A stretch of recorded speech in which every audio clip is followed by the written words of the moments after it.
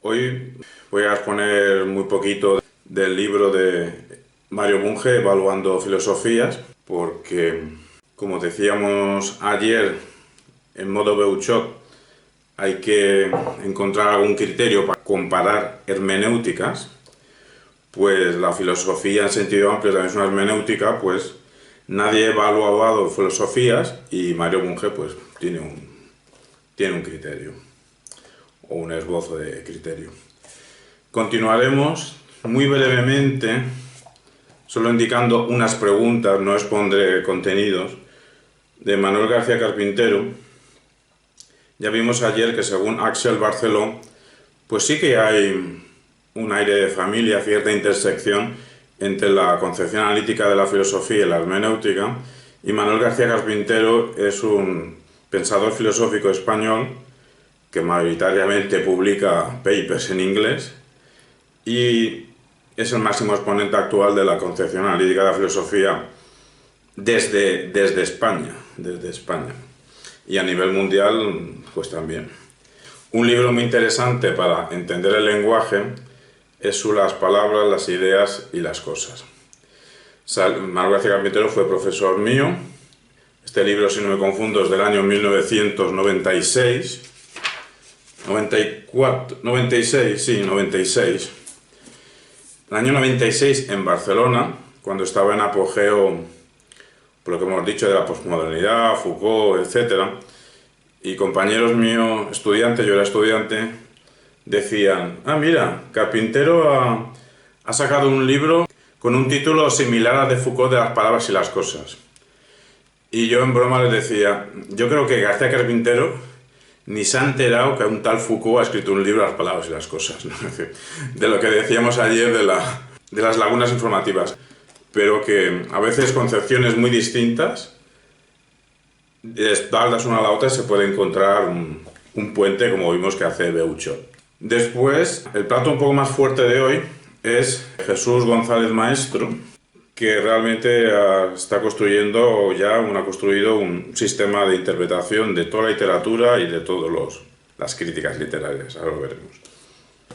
Y por último, de Vicente Luis Mora, es un crítico de arte muy interesante, y los libros El lector espectador, desde el punto de vista del lector, y La escritura a la intemperie, desde el punto de vista del creador, del escritor, es muy interesante. La hermenéutica es la teoría de la interpretación de textos en general, más bien textos literarios, y dentro de los textos, de los escritos, están los escritos filosóficos. La historia de la filosofía entera como disciplina podría ser, y de hecho es una interpretación de la filosofía, pero no suele haber unos criterios explícitos de cómo evaluar, juzgar las distintas filosofías que han habido, los distintos sistemas filosóficos.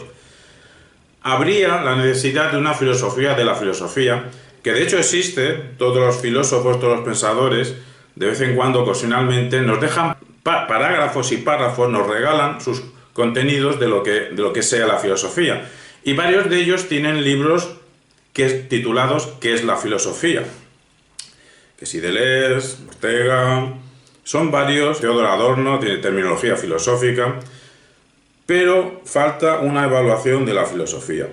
No sé si Mario Bunge, con su Evaluando Filosofías, una protesta, una propuesta y respuesta a cuestiones filosóficas descuidadas, pues podría satisfacer a quien quisiera un principio evaluador en filosofía. Mario Bunge, 1919-2020, argentino, nacionalizado canadiense, porque la mayor parte de su labor filosófica la realizó en Canadá, aunque su formación, y fue doctor en física matemática, la realizó en Buenos Aires. ¿Cómo evaluamos filosofía? Es decir, ¿cómo interpretamos sistemas filosóficos? Pues nadie, según Mario Bunge, parece haberlo hecho, al menos con profundidad.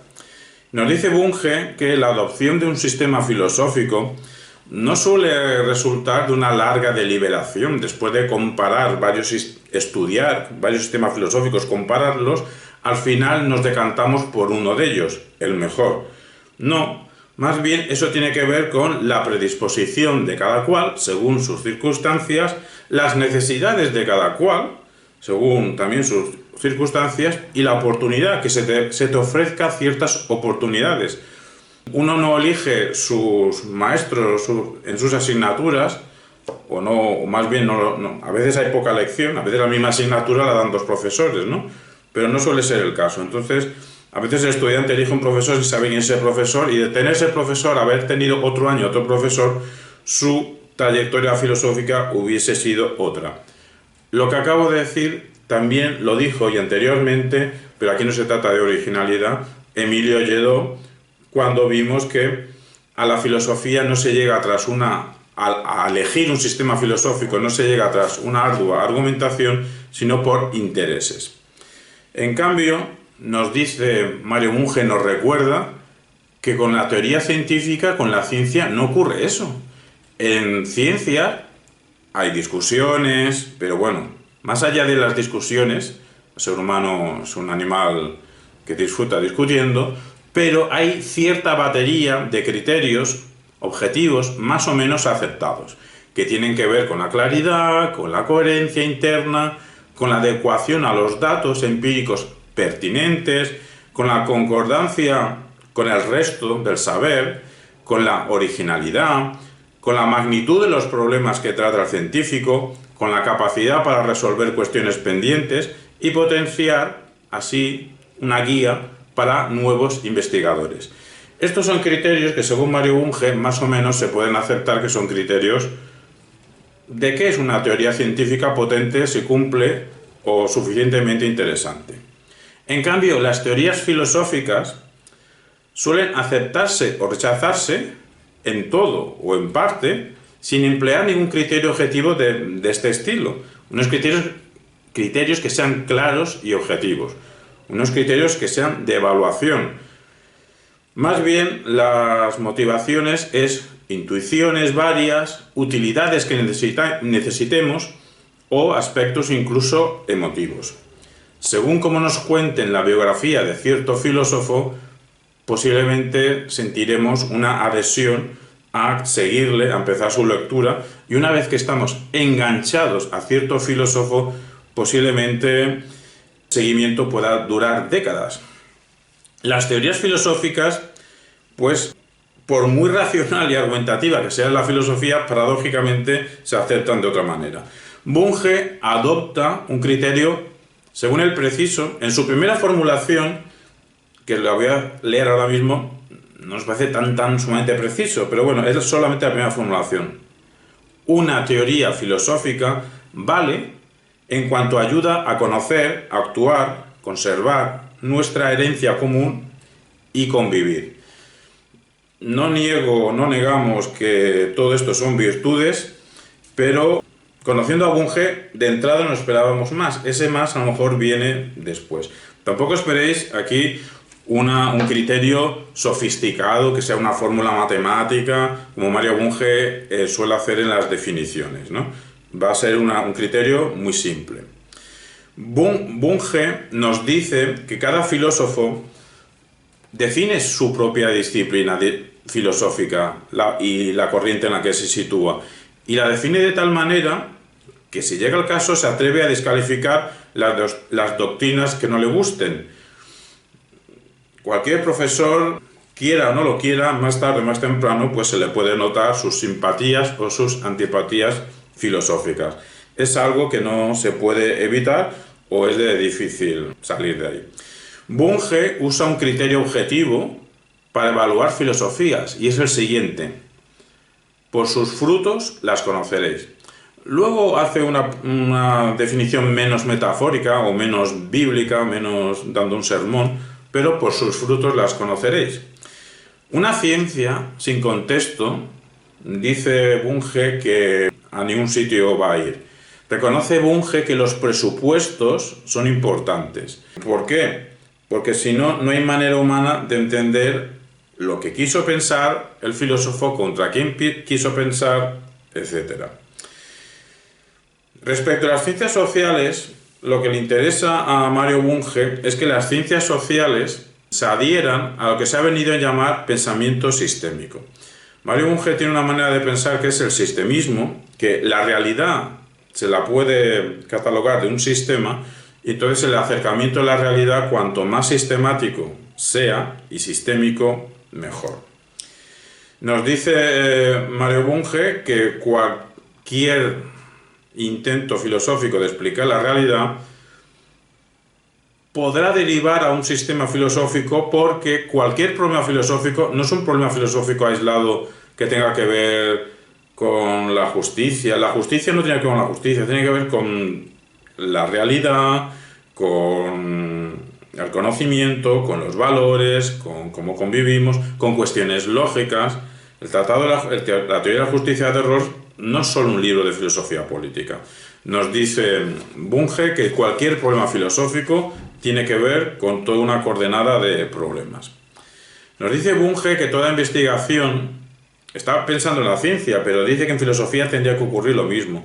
Toda investigación consiste en plantear un problema e intentar resolverlo, bajo la guía del conocimiento previo. Aquí podríamos decir que tiene cierta coincidencia, iba a decir sintonía, pero sintonía no, cierta coincidencia con Gadamer, la hermenéutica tradicional, lo que se supone que la hermenéutica de Gadamer, conocimiento previo, pero también dice las intuiciones, los juicios de valor. Así se estima el valor de un problema gracias a nuestro conocimiento previo, gracias a las intuiciones, gracias a los juicios de valor, sabemos ante qué problema estamos. Si no sabemos ante qué problema estamos, no podremos intentar buscar los medios para solucionarlo.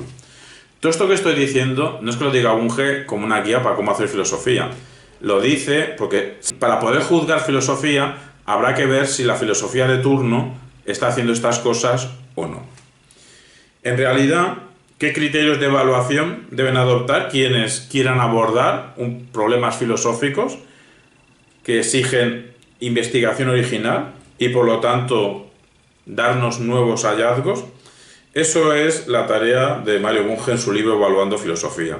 Nos dice que solo los profesores de filosofía carentes de convicciones tratarán por igual en sus clases a todas las escuelas.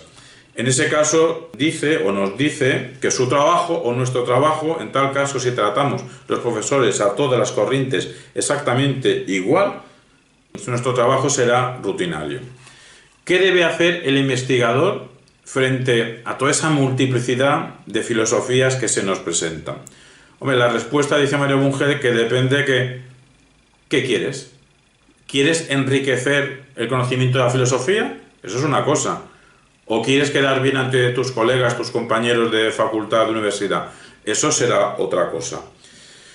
Nos dice que los que pensamos, que construimos filosóficamente, necesitamos críticos, necesitamos que nos evalúen para permanecer despiertos. También necesitamos armas para combatir nosotros como escritores, como pensadores, a quien quiera ponerse como un censor, a quien quiera coartarnos, a quien pretenda coartar nuestra creatividad reflexiva, pues el pensador filosófico, el filósofo, el ensayista, tiene que estar atento. El investigador puede caer en el peligro de centrarse en el monismo, centrarse en un solo problema, pero lo que tiene que hacer el investigador es darse cuenta que cualquier problema filosófico tiene que ver con una pluralidad de problemas. ¿Y cómo medimos? Para medir el valor de la filosofía, Bunge propone el criterio de fertilidad. ¿Qué quiere decir esto? Pues nos dice Mario Bunge: dime qué está haciendo tu filosofía por la búsqueda de la verdad, la acción o el bien, y te diré cuánto vale. Esta es su definición, este es su criterio. Esto ya me parece más un criterio que no lo que hemos dicho al principio, que era aprender a conocer y valorar tu pasado, tu tradición y la vida. Si Bunge con esa primera se queda satisfecho, yo me quedo más satisfecho con la que acabo de leer. Dime qué está haciendo tu filosofía por la búsqueda de la verdad, la acción o el bien, y te diré cuánto vale. Es decir, el evaluador de filosofías tiene que ver cada filosofía que quiere evaluar en qué medida hace una aportación a la verdad, a emprender acciones, a llegar al bien, y entonces podremos saber cuánto vale. Bunge reconoce que su criterio no es neutral. No es neutral porque tiene un prejuicio, el prejuicio de que el progreso del conocimiento es posible y deseable. Y no lo dice explícitamente, pero lo podemos deducir. Está dando por hecho que en filosofía hay progreso. Y eso es una cuestión discutible. Es discutible. El lugar común, el statu quo, se suele decir que en filosofía no hay progreso. No tiene sentido decir que Kant, por ser varios siglos después que Platón, es superior, ha progresado la filosofía con Kant respecto a Platón. Se suele decir que eso no es correcto decirlo en filosofía. Aquí Bunge se aparta de lo normal, por eso dice que no es neutral, y dice que sí que puede haber progreso en filosofía. Se refiere en función de si la filosofía se acerca más o menos a la verdad, al bien, al valor, etc. La adopción de dicho criterio no involucra, nos dice Bunge, restringir, acotar, estrechar el pluralismo filosófico. Aunque sin duda involucra el descartar el palabrerío. Eso sí que lo quiere descartar. Lo que pasa es que descarta tanto el palabrerío que deja pocos candidatos a no palabrerío en filosofía. El pluralismo tiene una lista interesante de errores filosóficos y pone el nombre de la corriente y pone el error típico porque es un error, ¿no? Y la tengo aquí delante. Bueno, no la vais a ver con el reflejo, pero pone la escuela, como unas 20 escuelas, el representante principal y al lado el principal defecto, y pone solo un adjetivo. No leo la lista porque seguro que nombraré a algún filósofo que consideréis muy relevante y para que no herir susceptibilidades. Nos dice que el pluralismo es necesario para practicar el diálogo, primero consigo mismo, cada uno con nosotros mismos y luego con nuestros colegas, como medio para aprender. Si no hay diálogo no aprendemos. Esto es un valor hermenéutico. Aquí coincide con lo que hemos dicho todos estos días de Gadamer, de Beuchot, de Lledó. Sin diálogo no aprendemos. Pues lo mismo dice Bunge. Cuando lees a Bunge, critica a todos estos pensadores hermenéuticos, los critica a Gadamer, pero él también da un valor al diálogo para poder cuestionar, resolver dudas y problemas. Pero la discusión es solo un medio. El objetivo es resolver problemas propuestos, aun sabiendo que luego otros filósofos vendrán a corregir nuestras propuestas o incluso a descartar nuestra propuesta porque nos enfrentábamos con algo que creíamos que era un problema y no lo era. De ahí que ponga su segunda norma metafilosófica, y es la siguiente: procura la unidad de tu propia filosofía, pero tolera la diversidad de todas las filosofías auténticas y promueve el debate racional entre ellas. Es decir, nuestra filosofía debe tener una unidad, debe tener un camino, una coherencia. Eso no quita que podamos entrar en diálogo tolerante con otras filosofías auténticas. Aquí es el problema, que lo que para Bunge es filosofía auténtica es algo muy restringido y quita de en medio muchos ejemplos que para la inmensa mayoría del gremio filosófico son filósofos. Nos dice: nada hay más descorazonador que tener razón sin que nadie lo advierta. Hemos acabado ya con Mario Bunge. Simplemente su criterio es ver cuán avance hacia la verdad, hacia el valor, hacia el bien, resolviendo algún problema, encontramos en la filosofía que queramos evaluar. Se comparta o no, es un criterio. ¿Qué criterios? Aparte de este de Bunge, conocer, yo no conozco ninguno más. Vamos ahora, solo un momento, a Manuel García Carpintero Sánchez Miguel y su libro Relatar lo ocurrido como invención, una introducción a la filosofía de la ficción contemporánea. Solo con el subtítulo ya veis que existe el sintagma filosofía de la ficción contemporánea. Quiero decir, el problema de la ficción es otro de esos 2 o 3 o 4 problemas gordos de la hermenéutica. Entonces, claramente está tratando aquí García Carpintero un problema hermenéutico desde una tradición supuestamente no hermenéutica como es la concepción analítica. Hay una tesis filosófica sobre lo ficcional, sobre poner la referencia en algo ficcional, poner el adjetivo poco usual de fictiva, referencia fictiva, no es un adjetivo muy usual, que podría formularse así dicha tesis. En las ficciones no se hace referencia a objetos reales. Los objetos, de comillas, de que se hablan las ficciones son meros productos de la imaginación del autor. Bueno, se pregunta García Carpintero, ¿es esto correcto de que todo es imaginativo, nada es real en las ficciones del autor de turno? Nos pone como ejemplo que a primera vista diríamos que Guerra y Paz trata sobre otras cosas, pero trata también sobre Napoleón y la incidencia de las guerras napoleónicas en Rusia. Eso que decíamos de Menéndez Pelayo, que su pregunta es súper básica, pero que va al grano, ¿de qué trata? ¿De qué trata Guerra y Paz? Pues, entre otras cosas, de guerras napoleónicas en Rusia. Es decir, un fenómeno histórico real. Así se pregunta García Carpintero si es posible afirmar en una ficción algo verdadero acerca de la realidad. En un poema, en una novela, en algo que claramente el autor dice esto es una ficción, aunque no lo diga literalmente, pero la manera de escribir, ahí dentro puede haber algún contenido informativo para nosotros acerca de la realidad y que incluso nos aporte conocimiento. Se pregunta, ¿no debe también ser posible hacer referencia a elementos de esa realidad? Precisa García Carpintero que la clave está en la intencionalidad. Al menos en lo que respecta a la clasificación de las obras en una determinada categoría, es decir, ¿esta categoría es de ficción o no ficción?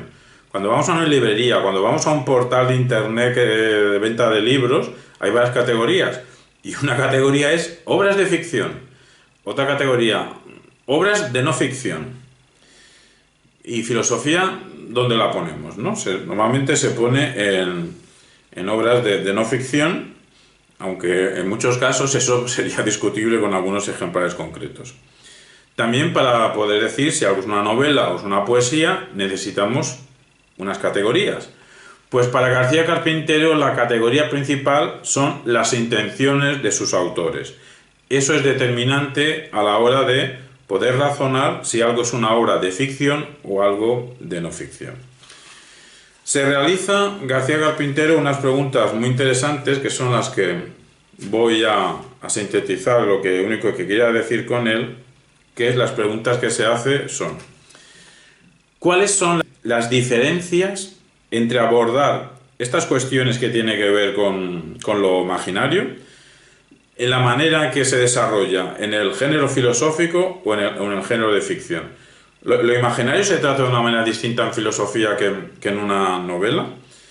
Esta sería la pregunta principal de García Carpintero y lo hace bajo la intuición que si como filósofos, pensadores filosóficos, hacemos un esfuerzo por clarificar la naturaleza de la ficción, tendremos un beneficio extra, que entonces conoceremos cómo funciona más y mejor el lenguaje, sabremos cómo funciona más y mejor la representación en general, tanto de los usos ficcionales como de los no ficcionales. Cierro aquí lo de García Carpintero, simplemente era para que sepáis, bueno, el libro creo, no sé si he dicho la fecha, pero es reciente, su publicación de 2016, solo lo he traído a colación como ejemplo de que actualmente la filosofía actual está luchando por saber cuestiones hermenéuticas importantes, en este caso era la ficción, podría haber puesto otro ejemplo. Vámonos ya al meollo de la cuestión de la sesión de hoy, y es la siguiente. El sistema de interpretación de la literatura y de la crítica literaria de Jesús González Maestro. Su blog principal, porque allí se puede desplegar toda la información pertinente. Su canal de YouTube se graba todas sus clases, se graba todas sus conferencias y las sube. En el momento que lo he grabado ponía 910 vídeos. al ritmo que va pronto llegará por los 1000 vídeos, vídeos de media hora, 1 hora, 2 horas, son sus clases y sus conferencias. O sea, tiene muchas secciones sobre el Quijote, sobre literatura comparada. Jesús González Maestro, en 1967, es el autor de un monumental libro, Crítica de la razón literaria, y lleva como subtítulo El materialismo filosófico como teoría, crítica y dialéctica de la literatura. Las 3 palabras del subtítulo son importantes porque considera Jesús González Maestro que para poder hablar de literatura tiene que haber una teoría, tiene que haber una relación de conceptos, de términos, de operaciones, que en este caso se necesitan para entender qué hace el literato, pero no basta con eso. Por mucha teoría que tengamos, habrá que aplicarla. Pues la aplica en lo que llama crítica. Pero la aplica de tal manera, con cierta manera de argumentar, que asocia a la filosofía, y bajo nuestro punto de vista sería hermenéutica. En este caso a él no le gusta la palabra hermenéutica. Hay que aclarar que él es un gran crítico de la hermenéutica, al menos ortodoxa, que se suele asociar con Gadamer. Ya hemos visto que es que hay muchas hermenéuticas, tantas que no hemos podido ver todas. Y la dialéctica, porque siempre decimos que el que piensa, piensa contra alguien, y en la dialéctica nos ofrece sus críticas a todas las teorías de la literatura anteriores a él. Si entráis en su blog, si ponéis Crítica de la razón literaria en internet, Jesús González Maestro, veréis que este libro son 3 volúmenes, cada uno en torno a 1100 páginas, es un monstruo de 3136 páginas y 6 kilos de peso. Evidentemente, la cantidad de páginas no tiene nada que ver con la calidad de un escrito, pero en este caso sí que va asociado. Su originalidad es que es inédito que se construya todo un sistema de interpretación de la literatura y de la crítica literaria en un contexto hispano. Teoría de literatura potente en español, como teoría propia, pues según Jesús González Maestro se podría decir que no es que él sea el inaugurador, pero es uno de los grandes artífices.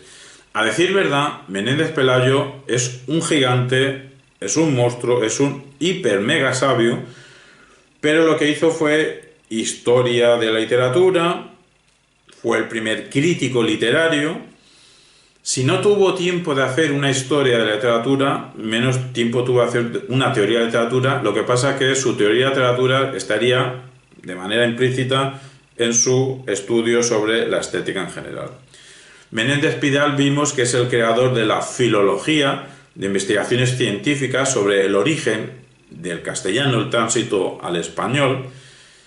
Es un estudioso de distintas obras literarias en España, tiene de forma implícita una teoría literaria, pero no desarrolla de forma teórica un trabajo científico sobre qué sea una teoría literaria. La primera teoría literaria en España sería la estilística, ya vimos, pero solo vimos la estilística hispana. Hay varias estilísticas, fue un movimiento europeo que fue una proyección de los formalismos de principios de los años 20.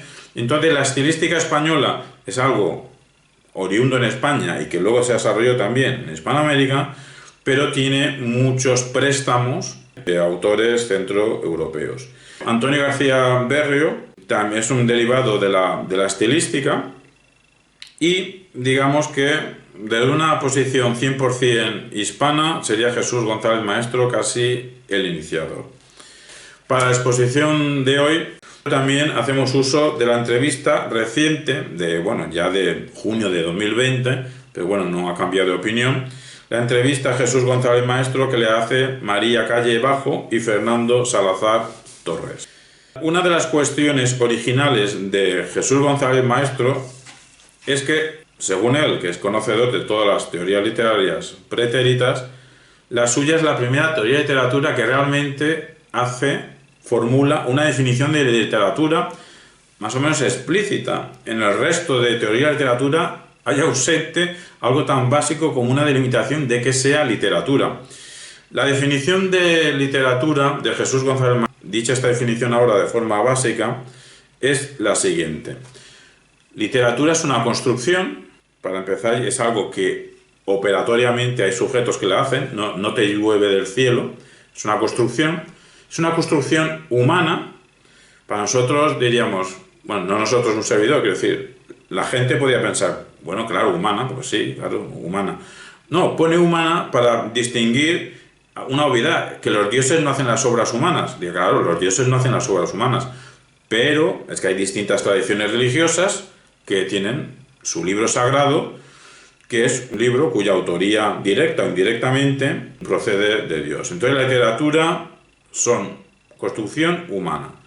Siguiente adjetivo, es racional la literatura, porque brota de la razón humana. En algo que se puede coincidir con Jesús González Maestro, porque muchos ya lo pensábamos antes de saber lo que pensaba Jesús González Maestro, y creo que alguna vez lo he dicho en este módulo, es que ya sea en literatura, ya sea en el arte en general, estas explosiones del azar, del irracionalismo, del canto onírico, del surrealismo, etcétera, etcétera, etcétera, por muy disparatadas que puedan parecer, y actos de una irracionalidad desbordante, hay un diseño racional detrás. Al menos hay una aceptación. Esto me habrá salido por casualidad, juntando palabras al azar, tirando manchas de donde sea. Pero llega un momento que dices, vale, esto lo voy a exponer. Esto voy a ver qué provocó en la gente. En ese momento hay una decisión racional. Detrás de toda propuesta artística, aunque la imagen o la lectura tenga que ver con cuestiones disparatadas y irracionales, hay un diseño racional o al menos una aceptación racional. Entonces, según Jesús González Maestro, exige la literatura una interpretación a sí mismo racional. No puede ser una interpretación fantasiosa, irracional, disparatada. Una interpretación racional que es una interpretación acorde a argumentaciones. Vale, construcción humana, racional. Lo siguiente no se puede decir un solo adjetivo, es un sintagma. Construcción humana racional que se abre camino hacia la libertad a través de la lucha y del enfrentamiento dialéctico. ¿Qué está pensando Jesús González Maestro con todo esto que estoy diciendo? Pues que la literatura se mueve tanto en sociedades ya con un grado de libertad potente, pero también en sociedades en las que la libertad está bastante menguada, cuando no coartada. Y siempre el escritor encuentra la manera, encuentra los vericuetos, encuentra los mecanismos para hacer su poema, para hacer su novela, para hacer su propuesta literaria, que en el fondo, quiera o no lo quiera, pues a lo mejor es una crítica ante la sociedad en la que está. Escribir es un acto de libertad. Es un acto de libertad pleno, más allá de que estés en una sociedad libre o no estés en una sociedad libre. Por eso implica, entre comillas, una lucha. El escritor no pelea físicamente, pero sí es una lucha intelectual, una lucha conceptual. Y por ser lucha, es un enfrentamiento dialéctico contra literaturas anteriores a las de un servidor o coetáneas a las de un escritor, o te estás enfrentando a cuestiones sociales, políticas de tu tiempo. Seguimos con la definición. Construcción humana racional que se hace camino hacia la libertad con una lucha dialéctica que utiliza signos de un sistema lingüístico, es decir, una obviedad, sí, la literatura utiliza el lenguaje, pero así se quita de en medio poder hacer literatura, pues yo qué sé, con 4 ladrillos, 4 palas, 4 botellas. Sí, se podría hacer un poema a lo mejor juntando distintos objetos de distinta manera. Se podría hacer rimar también, según qué objeto pongas al final de cada línea de objetos, ¿no? Puedes imitar un soneto en vez de con letras, con lo que sea, que no sean palabras.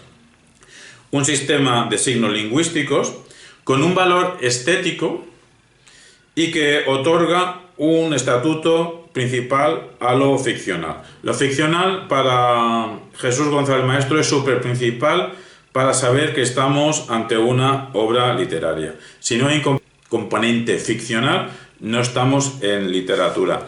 Por eso, para ser coherente, eso le obliga a decir que el ensayo, el típico ensayo, podemos discutir si es un género filosófico, el típico libro que de una manera no científica, con una manera de escribir un poco seductora y atractiva, trata un problema social y lo va abordando de distintos ángulos y al final ofrece o no ofrece una solución, pero que no es un tratado, pues un ensayo para Jesús González Maestro, será provocador o no, no es literatura porque los ensayos carecen de ficción. El último punto de la definición es que la literatura se desarrolla a lo largo de un tiempo, de un espacio, en sociedades organizadas políticamente.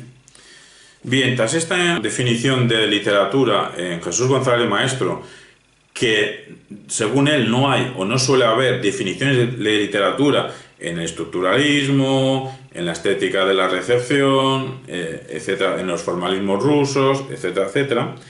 ¿Contra quién piensa Jesús González Maestro?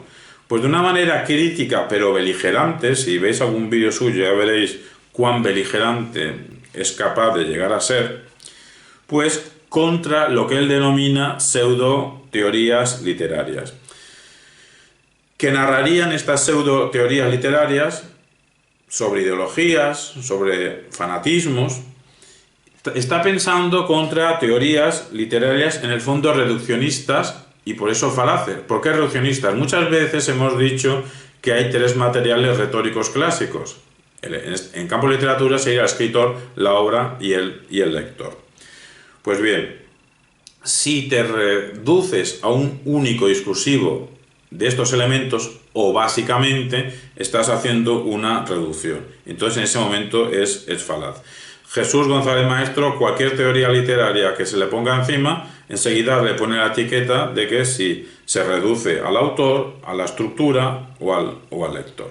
Dice Jesús González Maestro que en la universidad, al menos española, los profesores de teoría de literatura se jactan de ser ellos los introductores en España de teorías literarias extranjeras, hechas por rusos, por franceses, por alemanes, ingleses. Es decir, la mayoría de los profesores de teoría de literatura en España serían importadores, reproductores, traductores, imitadores. Todo esto, a juicio de Jesús González Maestro, sería un síntoma de falta de originalidad, de inteligencia. Todo esto sería un síntoma de acomplejamiento, sería un síntoma de sumisión, sería un síntoma de subordinación, sería un síntoma de incompetencia. Añadimos nosotros que cuando hemos tenido grandes intelectuales, potentes, sabios sobre literatura como Menéndez Pelayo, pues por cuestiones ajenas a su sabiduría, por asociarles determinados sesgos políticos, en el caso de Menéndez Pelayo de conservador católico, pues acabado el franquismo, que fue el último movimiento que le elogió, pues se acabó la presencia de Menéndez Pelayo en España. Es decir, si teníamos pocos autores que se podían aproximar, pues los pocos que tenemos los ninguneamos. Nos dice Jesús Maestro que el mundo académico anglosajón, germano o francófono no tiene una teoría de la literatura realmente sistemática y realmente global.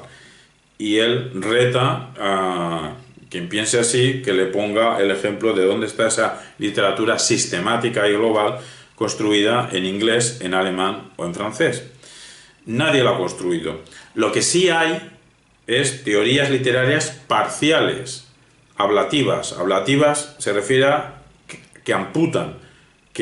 Hay algunos que se jactan de que el autor ha muerto. Para otros lo que está de moda es esta palabra de transmedialidad. Ahora lo que importa son los medios. Cualquier reducción a uno de los tres elementos amputas a los otros dos. ¿Desde dónde parte Jesús González Maestro? ¿Qué razones podemos nosotros poner para explicar su emergencia? Parte de dos puntos. Uno, lo reconoce él, la tradición de la filología hispánica, lo cual quiere decir que claro que sabe lo que dijo Menéndez Pelayo, claro que sabe lo que dijo Menéndez Pidal, claro que sabe todo lo que ha dicho Antonio García Berrio. Otra cosa que para cada uno de ellos pueda tener una etiqueta de cierto reduccionismo de cualquiera de estos tres que he nombrado, pero tiene un conocimiento exhaustivo de toda la filología hispánica y de toda la literatura en español. El segundo punto de influencia es filosófico. A todo esto, Jesús González Maestro, su formación es en filología, no es en filosofía, pero utiliza la teoría del cierre categorial del materialismo filosófico de Gustavo Bueno, que nos dice esta doctrina que las teorías científicas no pueden construirse, centrarse en ninguno de estos problemas. No puede construirse una teoría científica que se centre solo en la materia y que se olvide de la forma. Tampoco al revés, que una teoría científica se centre solo en la forma al margen de la materia, o que se centre de forma aislada en la materia, de forma aislada en la forma, y luego quiera intentar juntarlos a ver qué les sale. Cualquiera de esas tres formas en general es un error, y lo ideal para Gustavo Bueno sería entrelazar un estudio que se entreteja el estudio de lo material y el estudio de lo formal en una unidad que es una síntesis de aspectos formales y aspectos materiales. Basándose en esto, Jesús González Maestro hará una crítica a las teorías literarias que se basen solo en la materia, de la literatura. No nos confundamos aquí por materia se puede entender la estructura, pero materia se refiere a realidad corporal, realidad corpórea. La realidad corpórea es el escritor. Entonces, todas las teorías literarias romanticonas que se centran en la genialidad del artista, en esa realidad corpórea que es el artista, cuán genial es, pues sería un error. También porque se centra solo en la materia corpórea del escritor, olvidándose a lo mejor hasta de la forma en la que escribe, en los casos más extremos. A todo esto ya vimos que Barceló nos diría: ojo con poner extremos, y no pongamos extremos que sean unos argumentos débiles, para poner nuestra propia postura como algo potente y duro. Pero aquí lo de Jesús Maestro no es algo que esté en el medio.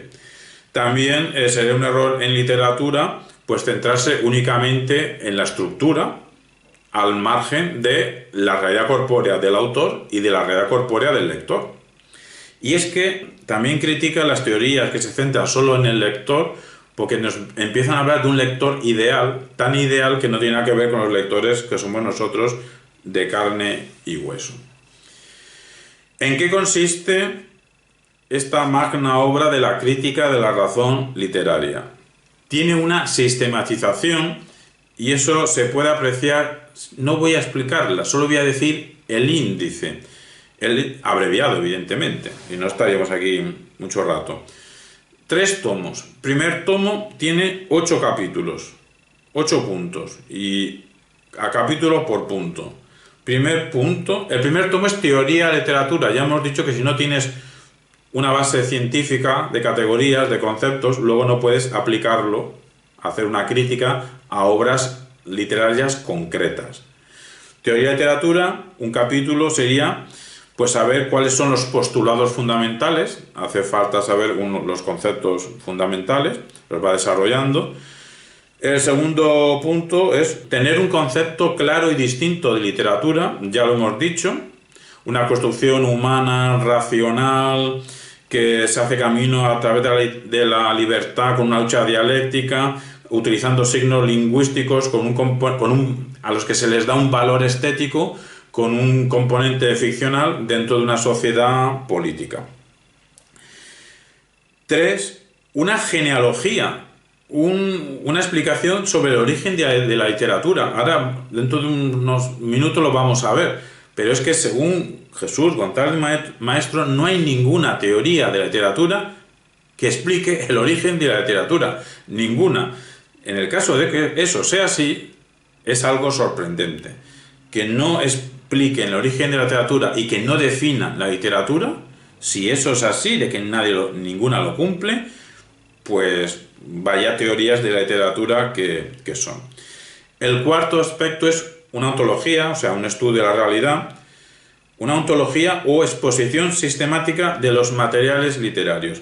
Aquí es uno de las pegas semánticas de terminología, de las pocas que le ponemos a Jesús González Maestro. Es que utiliza el sintagma materiales literarios para referirse a dos cosas. Entonces, claro, yo como voy a leerle, pues voy a utilizar como él se expresa, pero primero voy a explicar esa ambigüedad para que luego no se atribuya la ambigüedad a un servidor. Por materiales literarios entiende las obras literarias, los libros, las novelas, esos son materiales literarios, vale, muy bien. Pero luego, los materiales literarios importantes, según él, es el autor, la obra, el lector y el intérprete. Aquí sería más conveniente utilizar una expresión distinta para no liarnos. Por eso nosotros a lo largo de este módulo hemos dicho que los materiales retóricos clásicos son tres: el autor, la obra y lector. Pero Jesús González Maestro en el campo de literatura añade un cuarto elemento. Utiliza la palabra técnica transductor, no traductor, transductor. Y transductor o intérprete es el intérprete que interpreta no para sí mismo, sino para los demás, en público. No es que se ponga a hablar delante de la Plaza del Pueblo, sino a través de unos artículos, de unos libros, en una clase, etc. Hace una interpretación. El director de escena de una obra de teatro sería un transductor de la obra teatral. Entonces, esta incorporación de este cuarto elemento, nosotros decimos retórico, pero él dice literario, es súper importante. Un servidor, en nuestra explicación de que sea la retórica, le seguimos, le copiamos y añadimos que para entender lo que hay que hacer para poder hablar, pensar en público, ya sea por escrito y sobre todo oral, hay que tener en cuenta el orador, el discurso, el auditorio y el que te interpreta. En el mundo del debate te interpretan los jueces de debate y cualquier debate político están luego los periodistas especializados, etcétera, etcétera. Quinto elemento. Una nosología. Nosología es otra manera de decir teoría del conocimiento, pero por una explicación ahora que sería larga, prefiere Jesús Maestro, copiando a Bueno, la palabra nosología en vez de teoría del conocimiento. Pero bueno, una nosología, una doctrina del conocimiento, o teoría sobre las posibilidades de un conocimiento de los materiales literarios, dice, pero es que aquí me temo que materiales literarios se refiere a las obras literarias. Esta ambigüedad yo creo que se la podía haber evitado. Sexto, una teoría de la ficción literaria. Ya hemos visto que la filosofía actualmente se calienta la cabeza en saber qué será eso de la ficción, porque es un problema muy importante y muy difícil de resolver. Séptimo, una no genealogía, no, de género literario, genología, o teoría de los géneros literarios. Y su octavo capítulo, una teoría sobre la literatura comparada. Con esto sabemos de qué va su teoría de la literatura. Su tomo 2 es una crítica de la literatura que acuña, engloba las cuatro familias literarias en una literatura que llama primitiva o dogmática. Podría ser el Viejo Testamento, lo cual esto es polémico, provocador por su parte, porque en el Viejo Testamento no hay intención literaria, sino intención, digámosle, religiosa a nivel básico, ¿no? Pero lo pone. Hay una literatura que es primitiva. Dos, hay una literatura que es crítica. La expresión más potente sería el Quijote. Hay una literatura que llama programática o imperativa. Aquí estarían todos los realismos sociales, toda la poesía social, todo el vanguardismo, toda la literatura nacionalista, los últimos, ya hace ya un par de siglos, ¿no? Pero es decir, los escritos feministas, el indigenismo, etc. Y dice que también una cuarta familia que es la literatura sofisticada. Y aquí pone como ejemplos pues a Shakespeare, a Goethe, a Blake, a Yeats. El tomo tercero, que es el que más interesa a nosotros, un módulo de hermenéutica, se titula Dialéctica de la literatura. Y aquí escribe contra las presuntas teorías, puesto entre comillas, literarias posmodernas, de hechura anglosajona y franco-alemana. Porque para él, siendo casi todas fraudulentas, porque teoría y literatura. Ni son teoría, porque no son racionales, no son sistemáticas, y ni son sobre literatura, porque como no tienen una definición de literatura, aceptan por literatura cualquier cosa, la lista de la compra de cualquier persona, un informe policial, un atestado policial, un informe policial de un delito que haya pasado. Cuando compras un fármaco, el papelito que te informa de las características del fármaco. Cualquier cosa para un artista vanguardista podría ser un ejemplo de poesía, ¿no? Se ha ampliado al exceso, según Jesús Maestro, el concepto literatura. Por eso las teorías posmodernas ni son teorías, porque no son sistemáticas, y ni son sobre literatura, porque aceptan todo. Un cajón desastre en que entra la felicidad, la identidad, la cultura. La cultura, ten mucho cuidado, todo esto viene por el mito de la cultura, el libro de Gustavo Bueno, El mito de la cultura, que evidentemente, claro que lo cultural es algo súper importante en estudio del ser humano, pero es que llevamos ya unas décadas en el que parece que lo único que haya que hacer es estudios culturales. Y eso, lo sorprendente, nos dice Jesús Maestro, es la atención que han recibido estas, para él, pseudo teorías desde el hispanismo, no solo España, sino toda la hispanosfera. La posmodernidad anglosajona ha sustituido la literatura. ¿Por qué? Por la cultura. Ya no hay filologías. En América, pues desconozco. En España ya no se puede estudiar filología hispánica, filología semítica, filología inglesa. No se puede estudiar ninguna carrera, ningún grado que empiece por filología, puntos suspensivos. Ahora se estudian estudios de la lengua y la cultura inglesa, estudios de la lengua y la cultura francesa. Ahora se estudian estudios culturales. Que todo esto viene de Estados Unidos. Incluso decimos nosotros que en Estados Unidos, oíamos quejarse una persona por YouTube hace poco, es que hay los denominados estudios de la cultura latinoamericana. Ya hemos comentado alguna vez que el adjetivo latinoamericano es una invención francesa del siglo XIX para evitar utilizar la ñ o la h, de hispano o de España. Cualquier palabra que tenga que ver con lo español, con lo iberoamericano, con lo hispano, Hispanoamérica, etc., hay que intentar eliminarla, y ese marketing ha funcionado, ha conseguido. Ese uso se ha extendido, pero es que en Estados Unidos hay asignaturas que se titulan la colonización. Ya hemos visto en este módulo también que la expresión colonización pertenece a otras operaciones más bien del Imperio Británico. España lo que hizo es intentar hacer más España allí donde fue. Dice Jesús González Maestro, de forma retadora, que algún día la universidad anglosajona, pero así también las universidades españolas e hispanas, que tomen por modelo a la universidad anglosajona, tendrán que dar cuenta de los disparates que hoy, en el siglo XXI, alienta, legitima y promociona. Nos vamos ya a desarrollar puntos que nos interesan a nosotros. Uno de ellos es que dice en la crítica de la razón literaria sobre el conocimiento, con esa terminología de gnoseología, doctrina del conocimiento. Para empezar, dice algo provocador, porque, bueno, provocador según el sentido común. Ya decíamos ayer que una persona hiper mega positivista pensará que solo la ciencia, y sobre todo las ciencias duras, aportan conocimiento, y que el arte y la literatura no aportan conocimiento. Entonces lo que voy a decir ahora a un positivista dirá: ¿dónde está la extrañeza? ¿De qué te asombras?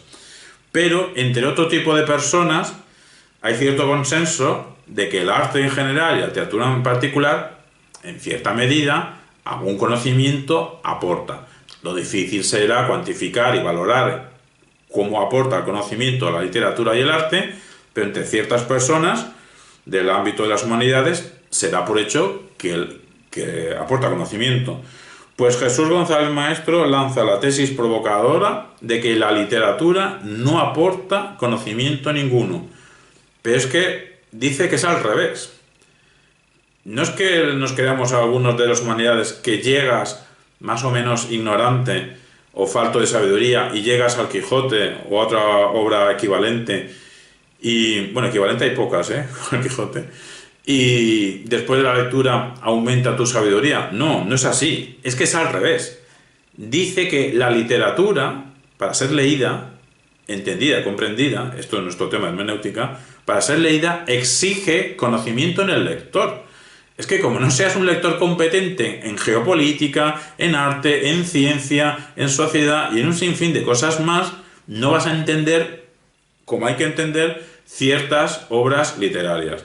Su tesis provocadora es que la literatura, ella no aporta, sino que exige conocimiento. Personalmente, yo no veo ningún problema en que las dos sean verdad. Se le puede reconocer de que para poder entender ciertas obras hace falta un lector competente, un lector con bagaje cognoscitivo. Eso ya lo dice Richard Bulge en relación a la pintura, eso ya lo dice Theodor Adorno en relación a la literatura y a la música. Hace falta un espectador competente en el oficio técnico del artista. Entonces, eso se le admite a Jesús González Maestro, de que el lector tiene que ir ya informado de casa y con conocimiento para poder entender la obra, y un servidor no ve problemas en que con ese bagaje llegues, entiendas la obra y la obra te aporte algún conocimiento que previamente a su lectura no disponía. Pero bueno, eso simplemente es una impresión personal. Lo que sí tiene claro, bueno, lo anterior lo tiene claro Maestro también, pero lo que sí tiene claro Jesús González Maestro es que existe la posibilidad de que sobre la literatura, que para él no es conocimiento, no es ciencia la literatura, pero sobre la literatura se puede hacer un estudio, y que ese estudio sí que sea científico, o tenga una actitud científica, o tenga una tonalidad científica. Podemos estudiar científicamente, y dice aquí los materiales literarios, se refiere en este caso a las obras literarias. Rompe así Jesús González Maestro con la tendencia implantada desde que triunfó Kant. Kant es el filósofo que actualmente más nos influye, lo sepamos ver o no lo sepamos ver. Pues en estas cuestiones todavía sigue imperando Kant.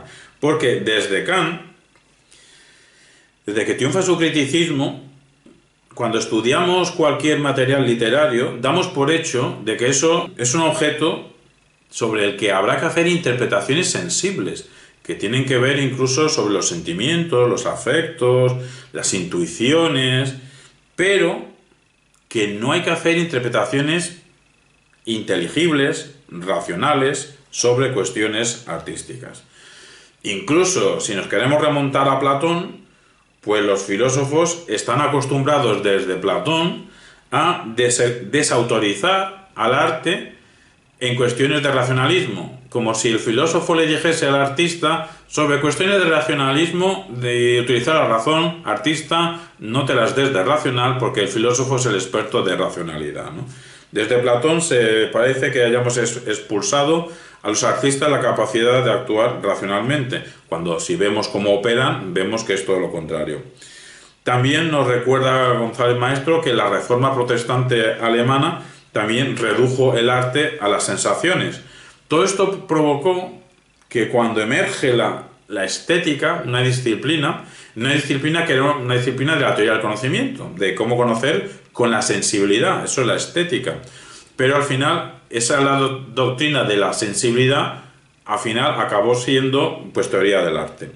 Nos dice Jesús González Maestro que eso fue el fin, porque se sustituyó un término que venía desde Aristóteles, que es el término poética.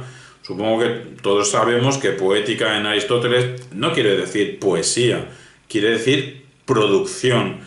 Los griegos no tenían la palabra literatura. Lo más parecido sería poética. Sería una mezcla de literatura y de teoría de literatura. Las dos cosas sería poética. Tiene que ver con producción. Bueno, pues la palabra poética, que según González Maestro viene de una tradición hispano-grecolatina, si él la quiere llamar hispano-grecolatina, pues así nos vamos a referir.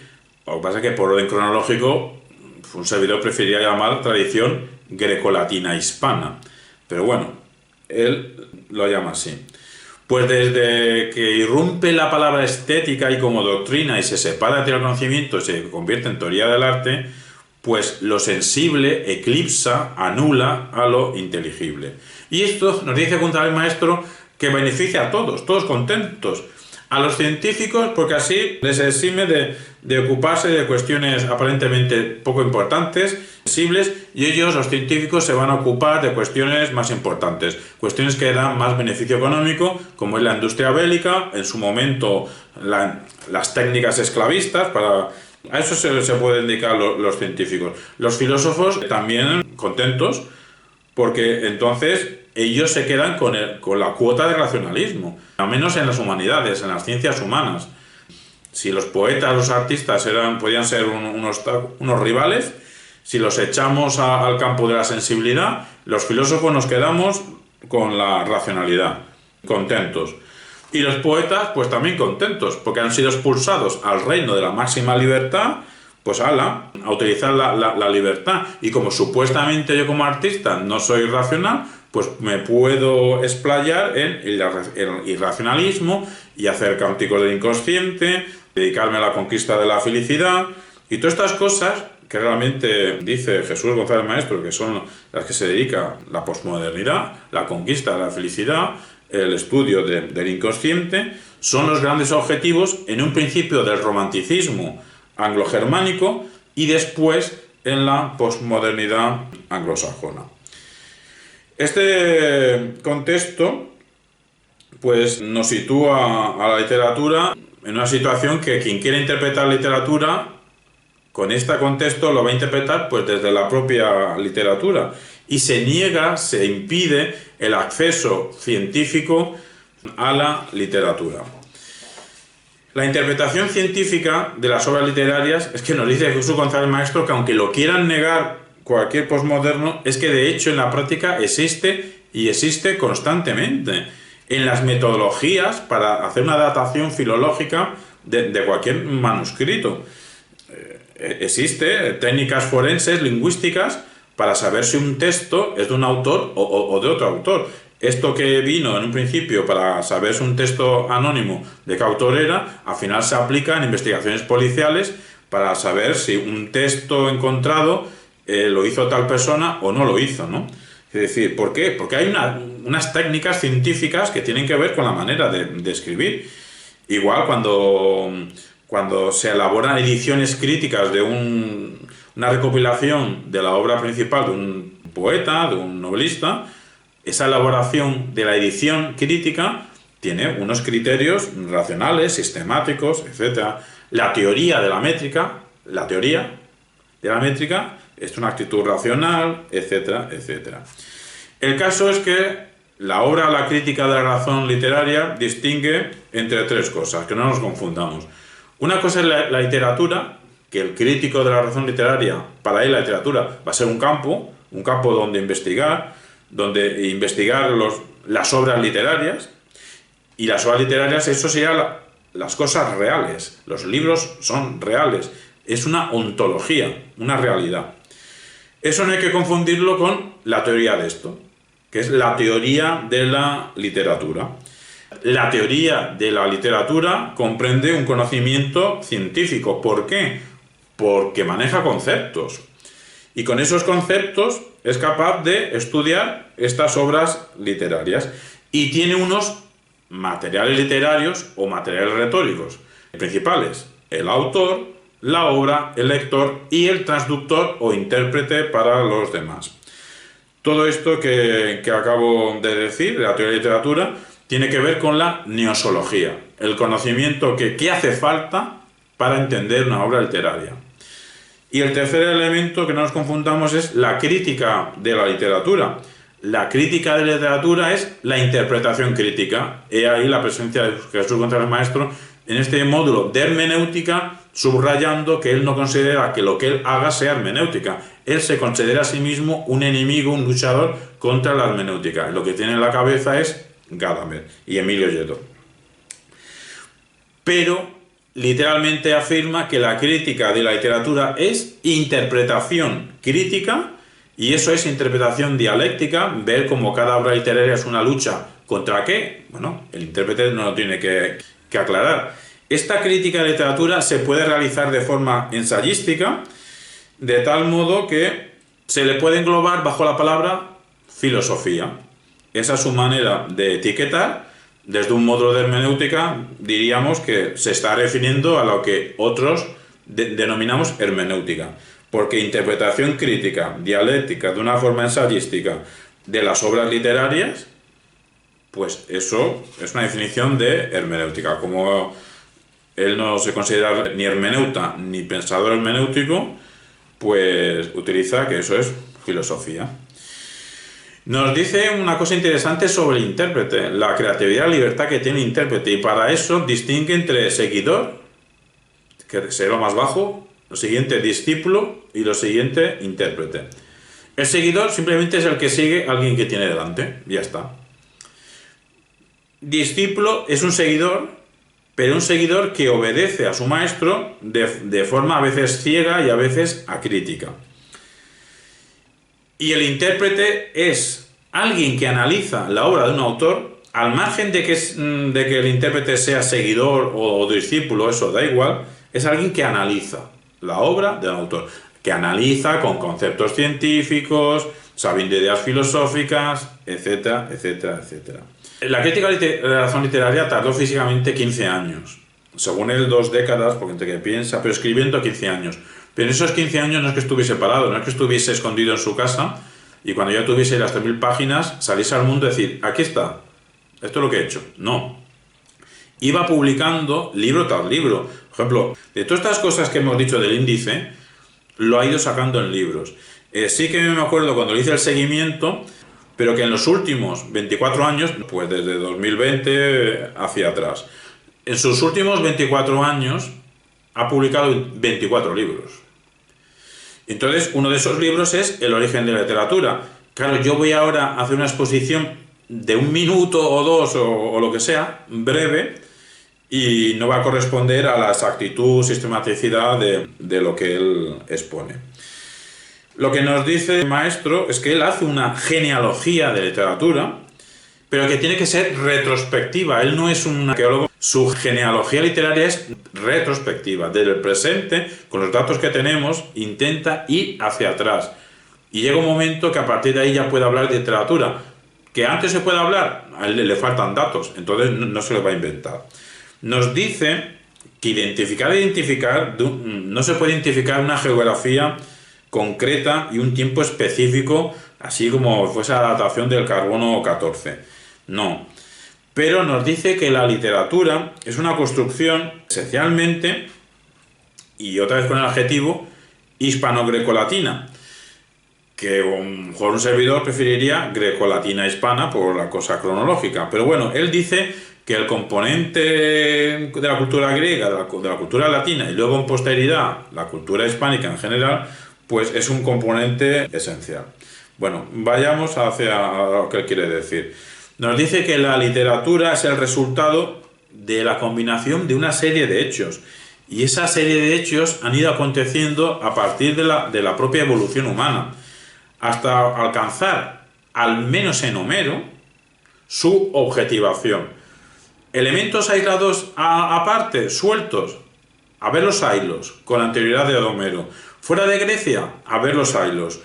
Pero es en la Ilíada, es en la Odisea, cuando ya se empieza a concretar una serie de condiciones. Y ahora vamos a decir qué condiciones. Por eso nos dice que previamente, antes de ir a la Ilíada y a la Odisea, de forma propiamente hablando, literatura no hay. Lo que sí hay antes de la Ilíada y la Odisea son componentes que, bueno, dichos componentes al final dieron lugar a una literatura. Pero en rigor no hay materiales ontológicamente, o sea, de realidad, constituidos antes de Homero. ¿Cuáles serían esas condiciones? Que haya un autor, conocido o no conocido, que haya una obra, ya sea oral o ya sea escrita, cuanto más atrás en el tiempo, más orales eran, que haya varios receptores, que pueden ser oyentes, escuchantes, o pueden ser lectores, que haya uno o varios intérpretes.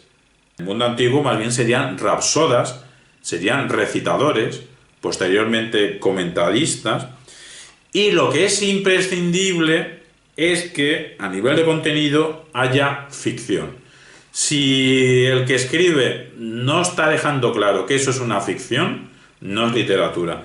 Si estás hablando de dioses y escribes de tal manera que te estás creyendo lo que escribes, eso es escritura religiosa, será lo que sea, pero si no hay un componente claro de que estás haciendo ficción, no es literatura. Y todos estos elementos, la manera más clara que se ven es en Homero, en la Ilíada y la Odisea. Pero si algo deja claro es que sin ficción no hay literatura. Pero no solo hace falta tener ficción, sino tener conciencia de la ficción. Se tiene que notar que está escribiendo ficción, no que de casualidad nosotros como intérpretes digamos, eso es ficción. No. Con la manera con la que escribe el escritor, tiene que dar claro que no se está creyendo lo que está escribiendo. ¿Y eso cuándo ocurre? Cuando lo que finalmente fue literatura se divorcia de la religión. Y eso ocurrió en el contexto griego.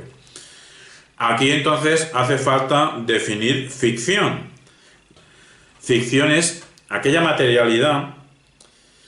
Todo esto teniendo en cuenta que la palabra materia, materialidad, como viene de Gustavo Bueno, en la teoría del cierre categorial hay materia de 3 distintos tipos. La M1, la materia del primer tipo, el primer género, serían las cosas físicas. El segundo tipo de género de materia serían las cuestiones psíquicas. Y el tercer género de materia para Gustavo Bueno son las cuestiones conceptuales. Físico, psicológico, conceptual, lógico, abstracto sería la tercera. Bueno, pues la ficción es aquella materialidad, pero que es formal, solo es como una estructura, no es operatoria. O sea, con Don Quijote no te puedes ir a tomar unas cervezas después de leer el Quijote. En nuestro mundo real, en nuestro mundo físico, con una sociedad política, con nuestras ideas, etcétera, etcétera, un personaje de ficción no puede operar.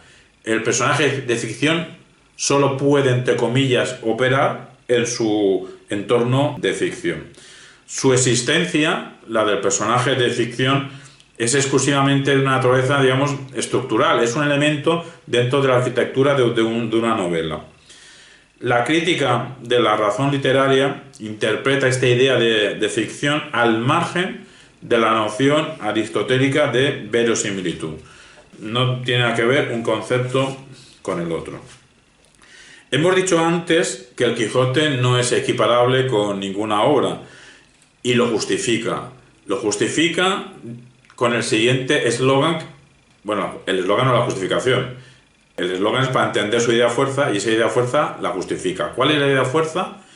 Que en el Quijote se encuentra el genoma de toda la literatura. No solo como algunos excelentes cervantistas han explicado que el Quijote trata géneros literarios anteriores a él, bueno, los trata y los destruye. La novela pastoril, ya después del Quijote, se acabó la novela pastoril, se acabó la novela caballeresca, etc. Pero es más, dice que géneros o modos de hacer literatura posteriores al Quijote estarían ya de alguna manera prefigurados en el Quijote.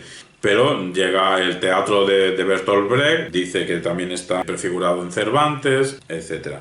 Por eso es digno de escuchar en sus vídeos, digno de leerse la justificación racional de sus teorías que hace Jesús González Maestro. Nos dice que en el Quijote están contenidas todas las posibilidades de la literatura universal, las que han acontecido hasta ahora. No dice que cualquier cosa que pueda haber en el futuro ya estuvo en el Quijote. Algo tan exagerado no llega a decirlo. Aconsejo, para pasar un buen rato simpático, ver sus vídeos comparando a Shakespeare con Cervantes. También Cervantes tuvo obras dramáticas que no cuajaron en popularidad en su presente, pero sí más adelante, más bien con la irrupción del vanguardismo. Escribió unos cuantos sonetos Shakespeare. Y novelas, ¿cuántas novelas tiene Shakespeare? 0. Bueno, y explica muy bien que detrás de Shakespeare es importante porque tuvo luego Inglaterra detrás. Luego tuvo un imperio británico que supo promocionar a Shakespeare. Si Shakespeare hubiese nacido en otro sitio, no estaríamos ahora hablando. Y se le promocionó tanto a Shakespeare para que la cultura anglosajona tuviese a alguien tan importante como Cervantes, como el Quijote de Cervantes. Se coincida o no se coincida con Jesús González Maestro, es un placer intelectual escucharle y luego comentarle, criticarle, seguirle o mejorarle o lo que sea. Uno de sus elementos pioneros, lo demás que he dicho es discutible, pero se puede comprobar. Eso de que dice de que nadie ha definido de forma sistemática la literatura, es comprobable, es cuestión de poner encima de la mesa las 10, 20, 30. No hay 1000 teorías de literatura, no hay 1000. Se puede poner encima de la mesa y ver si hay definiciones sistemáticas o no. Lo que él dice que antes de él no hay ningún estudio, explicación en una teoría de literatura que estudie el origen de la literatura, esa frase es comprobable. Es cuestión de poner encima de la mesa las teorías de literatura que hay y ver si hay o no hay. Una cosa en la que es original es utilizar el concepto transducción. El concepto transducción tiene que ver viene del mundo de la biología y tiene que ver que ciertos organismos pues son capaces de recibir información de otro organismo y esa información la reciben, pero luego ya la vuelven a pasar transformando, aunque sea sin querer, dicha información. Pero bueno, lo que ocurre en el mundo biológico es simplemente el origen de esta palabra. En literatura, en humanidades, y un servidor le copia en esto y lo aplica al mundo de la retórica. ¿Qué es la traducción? La traducción es interpretación para los demás. Claro, si interpretas para los demás, tendrás que hacerlo con cierta solvencia intelectual. Nos dice que no basta el autor para entender una obra de arte. Nos dice que no basta la obra literaria también para entenderla. Claro, nos referimos aquí a obras literarias potentes, que la literatura lleva ya, como la filosofía, más que la filosofía, lleva ya tiempo sobre la faz de la Tierra. Y claro, para hacer una innovación en literatura implica una complejidad de contenido estructural, etcétera, que no cualquier lector es capaz de asimilarlo, simplemente leyendo la obra. Ni apelando a los lectores, tampoco. Los lectores, entre comillas, normales y corriente. Hace falta apelar, sí, a un lector, pero a un lector especializado que es el intérprete. Porque las obras literarias, aunque están quietas, no se transforman, no cambian. Bueno, no cambian. Sí que cambian. Y de esto se queja y se ríe Jesús Maestro, que recientemente han traducido el Quijote al español. El Quijote lo han traducido al español. Han hecho una versión a un español más actual, porque si no la gente no se entera. Pero bueno, salvo estas cuestiones, normalmente una obra no cambia. Cuando la traduces a otro idioma, claro que hay cambios. Ya lo vimos cuando pensamos que era la traducción. Pero eso es una obviedad. En el mismo idioma, una obra no cambia.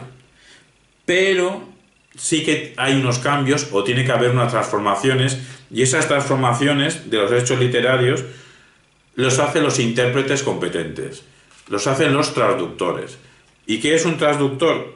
Pues es alguien dotado de unos saberes, y esos saberes es capaz de imponerlos, pero no imponerlos porque tenga un poder, que a veces el traductor tiene poder porque es un editor, es un crítico literario, etcétera, ¿no?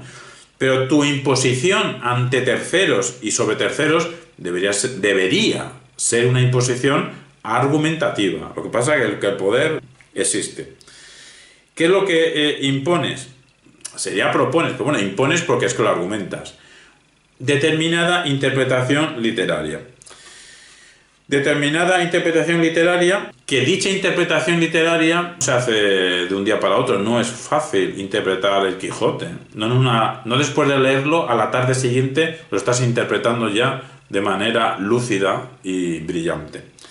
La interpretación requiere una serie de operaciones, a veces complejas, a veces sofisticadas. Y estas sofisticaciones requiere un saber, requiere una sabiduría, pero también requiere grandes instituciones. Es lo que decíamos del poder.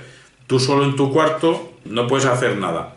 Bueno, últimamente con el mundo enredado de redes sociales, con una cámara y un canal de YouTube, también puedes tener ligera influencia.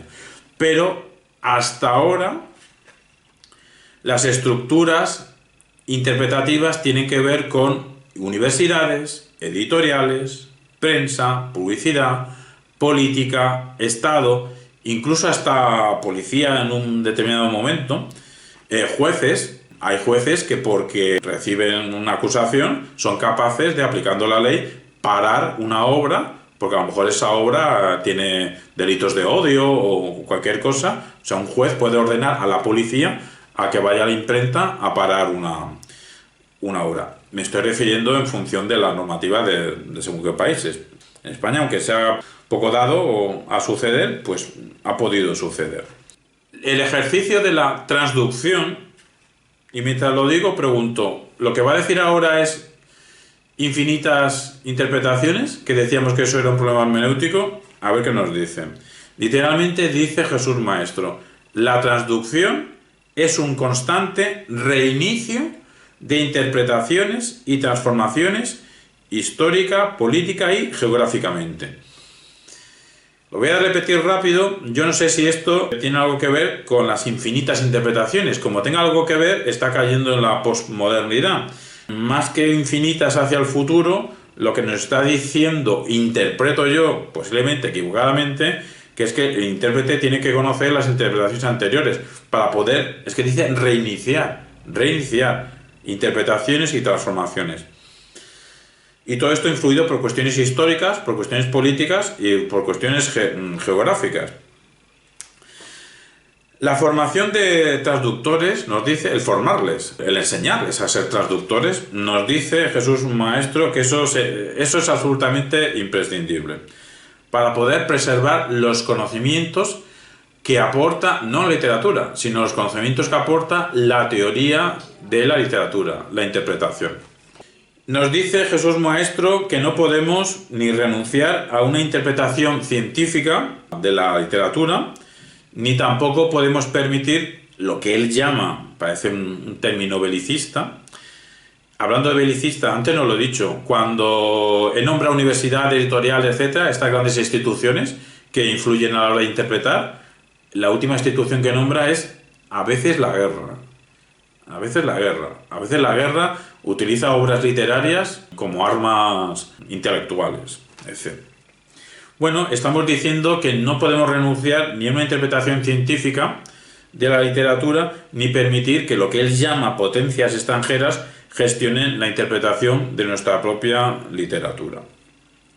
Lo de prescindir de una interpretación científica, y por interpretación científica se refiere en base a unos conceptos bien elaborados, renunciar a eso sería ponerse en el lugar de un impotente. Si tú como escritor, intérprete, no intentas hacer una explicación racional en base a unos conceptos bien desarrollados, palabras textuales, impotente gnoseológico.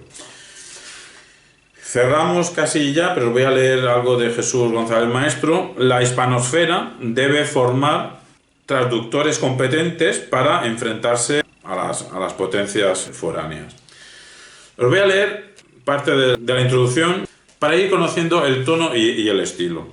Nos dice: la literatura es una trampa para quien no sabe razonar, pero ocurre que con frecuencia lo es también para quien sí sabe razonar, porque el racionalismo literario, como la crítica misma de la razón literaria, están dados a una escala diferente de otras formas de raciocinio.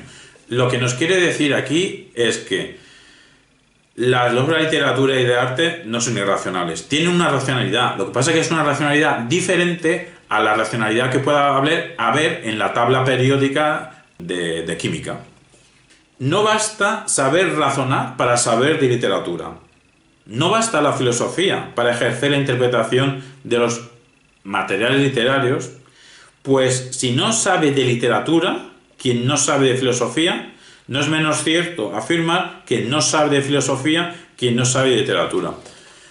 Quizá no le he dado el tono adecuado, lo que quiere decir es que para poder saber de literatura tienes que saber de filosofía, pero para poder saber de filosofía también tienes que saber de literatura. Y si no sabes de literatura, no puedes ser un buen filósofo. Y si no sabes de filosofía, no puedes ser un buen intérprete de la literatura. Pero no basta, ¿eh? Es condición necesaria, pero no es suficiente. No es suficiente. La literatura es muy engañosa, porque hace creer a quienes saben leer y escribir que pueden enfrentarse a lo que la literatura es, como si este enfrentamiento no entrañara problemas insospechados e inéditos, y de muy difícil solución. Y aunque desde una teoría de literatura tratemos de hacer lo posible por acotar el campo de los materiales literarios, las operaciones de la crítica de la literatura, saber que maneja ideas, nos sitúan una y otra vez fuera del estrecho y conceptual terreno de la teoría literaria, saber que maneja conceptos. La filosofía debe ser prudente cuando interpreta la literatura. La literatura es la más cínica, embustera y engañosa de todas las artes. Es una adulterante de la realidad y un simulacro de conocimiento. Simulacro de conocimiento. No que aporte conocimiento. Conocimiento lo necesitas tú para poder entender todo esto. La literatura no se toma nada en serio jamás, pero sí se toma astutamente las máximas libertades en todo momento. Finge respetar decorosamente todas las cosas y a la vez no duda en abatirlas. La literatura no es fiel a ninguna realidad, aunque a todas promete alianzas sorprendentes y fraudulentas. Sin embargo, hay una baza que la literatura no está dispuesta a ceder: la ficción. En la ficción reside una de las varias dimensiones esenciales de lo que la literatura es. Hay muchas otras: razón, operatoriedad, o sea, el escritor hace una serie de operaciones, el lector también hace una serie de operaciones, lenguaje verbal, potencia poética, dimensión pragmática, porque se escribe para algo, autores, lectores, intérpretes, pero, a diferencia de todas ellas, la ficción constituye uno de los mayores desafíos que la literatura ofrece a cuantos se acerquen a ella. Téngase en cuenta que los referentes de la literatura son ficticios, mientras que los de la religión, en muchos casos, acaso en todos, son falsos. Esta es la diferencia entre el arte y la mentira. Si no se comprende lo que la ficción es, no se puede interpretar ni entender qué es la literatura. La literatura sobrevive a todas las interpretaciones que se vierten sobre ella. Algunos dirán que son infinitas. Muy bien, la obra aguanta ahí. Si Cervantes hubiera sido solo un filósofo, hoy su obra estaría ya sobrepasada. El Quijote, sin embargo, sigue siendo un desafío a la inteligencia y es más actual cada día. Cervantes es un artista de la literatura. Bueno, podemos ya dar por finalizado Jesús Maestro. Vamos a acabar esta sesión con un crítico literario actual, Vicente Luis Mora, y vamos a ver a Vicente Luis Mora a través de dos libros suyos muy interesantes. El lecto espectador, que es de 2012, y La escritura a la intemperie, que es más reciente, 2021. Es decir, el punto de vista del lector y el punto de vista del escritor. Vicente Luis Mora, El lecto espectador, 2012. Los cambios que se están produciendo en la sociedad están provocando una dinámica de flujos tan grande en marcha, se están realizando prácticas culturales tan grandes y literarias que esto no había ocurrido nunca con este frenesí cuantitativo y en algunos casos hasta cualitativo. Hay ciertos movimientos sociales, artísticos y tecnológicos que van construyendo una serie de espacios de influencia, unos con los otros, unos a otros, y a los que muchos podemos ser espectadores, incluso ser partícipes o cuando menos comentaristas. Su hipótesis de Vicente Luis Mora es que hay una influencia inmediata de todas estas nuevas maneras de utilizar las redes sociales y la tecnología, están produciendo unos cambios sociotecnológicos en nuestra cultura. Nuestra cultura está cambiando según cómo estamos utilizando los medios tecnológicos. Aunque se ha dicho que vivimos en la era de la información, primero se habló de la era de información, luego se habló de la era del conocimiento. Aunque se ha dicho que vivimos en la era de la información, como si las tendencias actuales en la sociedad fuesen efectos de la nueva tecnología, la tecnología sola, ella puede ser desarrollada y aplicada en concordancia con un contexto social. O sea, la tecnología sola no hace cambios.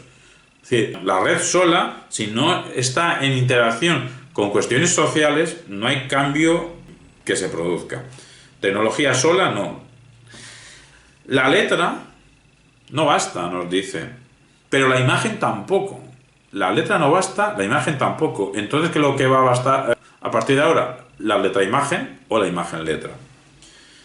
Por eso, la cosmovisión del siglo XXI se va a conformar probablemente a través de, él lo llama internestos, de internet, textos, internestos, o de formas textovisuales.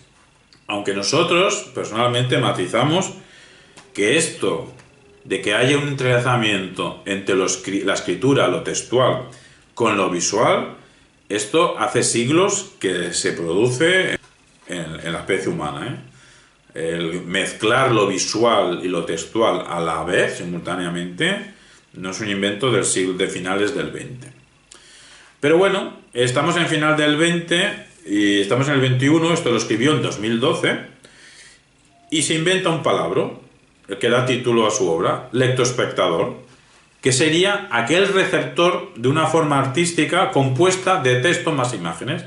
Como está diciendo que ahora hay una novedad, se le puede conceder que hay una novedad de cuantitativamente la cantidad de texto-imágenes, imágenes textuales que recibimos. Eso sí que es novedad. Pues entonces quien lo recibe también tendrá otro nombre. Me lo llama lectoespectador, porque eres lector y espectador a la vez. Cualquier tipo de receptor de manifestaciones artísticas, textovisuales, que realiza un ejercicio cotidiano de ciberrecepción en el que expanden las posibilidades de flujo informativo y de sentido entre dichas manifestaciones y la realidad. Y la realidad, es que dice un adjetivo que hay que explicarlo, la realidad pangeica. La palabra Pangea, que ya existía, el antiguo continente unificado, pues se utiliza la palabra Pangea. Es que tiene un libro anterior, que yo no lo dispongo, que el título creo que era Pangea. Y con Pangea se refiere a Internet. Pangea se refiere a ese nuevo continente que ha surgido. Ha emergido un nuevo continente, todo unido, que es Internet. Y Internet es un mundo donde prolifera la imagen en una pantalla. Pues lo llama Pangea. Bueno, el libro Lectoespectador dice muchas cosas interesantes, simplemente he hecho un esbozo muy breve para que sepáis de qué va. No ha sido una explicación lo que acabo de hacer, sino una invitación a la lectura. Lo mismo voy a hacer ahora con la escritura a la intemperie, subtítulo Metamorfosis de la experiencia literaria y la lectura en la cultura digital 2021. Y a nivel de maquetación, a nivel de cómo estructura, está muy bien pensado y editado este libro. Es una gozada. Vicente Luis Mora nos dice que en el siglo XXI hay que ensanchar el concepto de literatura. Eso que se quejaba Jesús González Maestro de que está ensanchando tanto el concepto de literatura que cualquier cosa como la lista de la compra, etcétera, puede ser literatura. Bueno, pues Vicente Luis Mora nos dice que hay que ensanchar el concepto de literatura para que quepan las experiencias varias y nuevas procedentes de la cultura digital. Una cultura, un espacio donde millones de personas diariamente, semanalmente, hacen escritura e incluso algunos hasta escritura creativa se puede llegar a decir. Desde los inicios del siglo XXI, los usuarios de Internet han descubierto, es muy fácil, cómo elaborar objetos culturales, elaborarlos y difundirlos. Antes era súper complicado, ahora es súper fácil elaborarlo y difundirlo. Una actividad antes en manos solamente de unos pocos y tenían que ser expertos, esos pocos.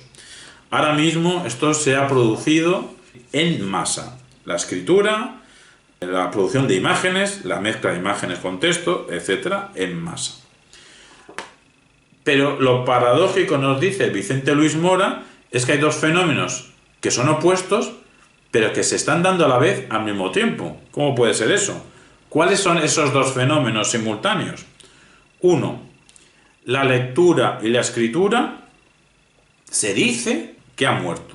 La lectura y la escritura han muerto. O a lo mejor algunos teóricos y críticos dicen que han muerto. Jesús González Maestro nos diría que como si la literatura va a ser solamente, pues esto, escribir comentarios de videojuegos en internet, si eso es literatura, si solo es eso, pues ha muerto la literatura. O ya no hay literatura como la de antes.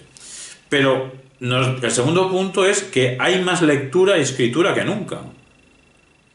Por ejemplo, 2020, el libro está escrito en 2021, no había acabado 2021, no sabemos qué ha pasado en 2021, digo con datos exactos. Pero nos dice en este libro 2021 que 2020 ha sido el año más digital de la historia. También un literario, por la pandemia, que muchos nos hemos quedado meses o semanas en casa. Pues esto es una paradoja, que algunos digan que la lectura y la escritura ha muerto, o la gran lectura o la gran escritura, pero por otro lado se lea y se escriba más que nunca.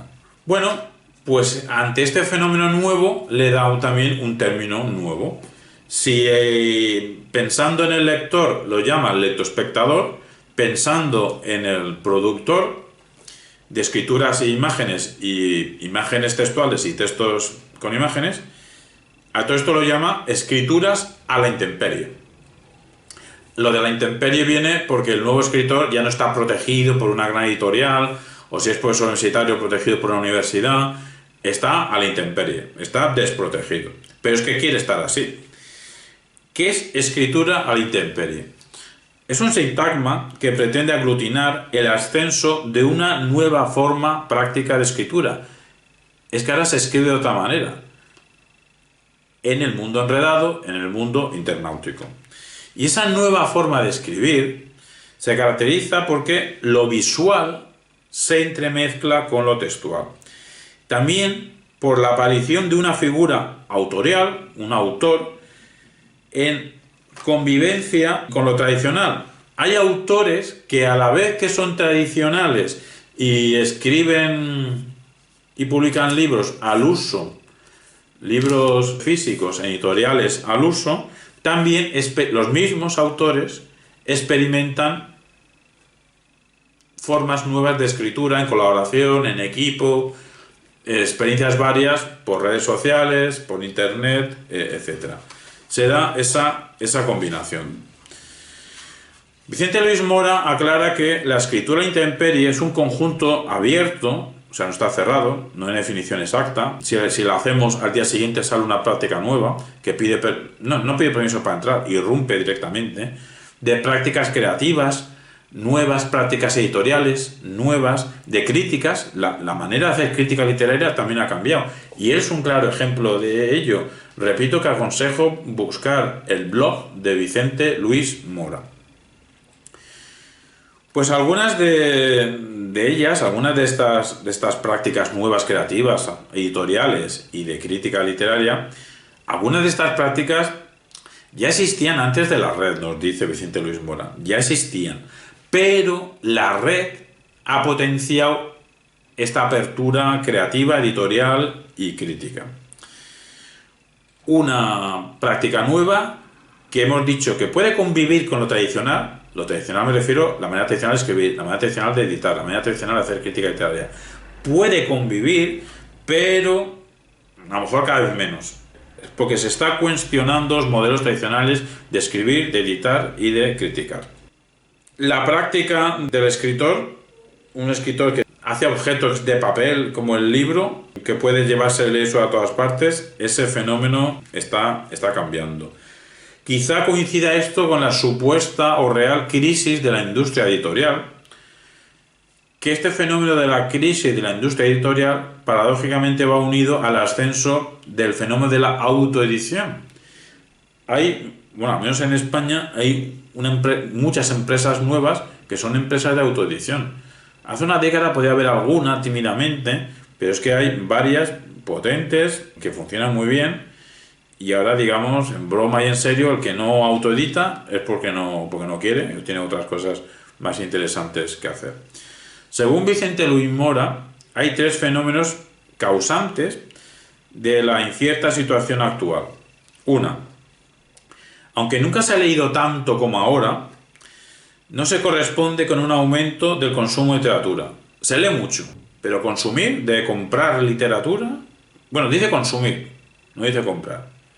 Repito, aunque nunca se ha leído tanto como ahora, no se corresponde con un aumento del consumo de literatura. Se lee mucho, pero se lee mensajes de WhatsApp, etc.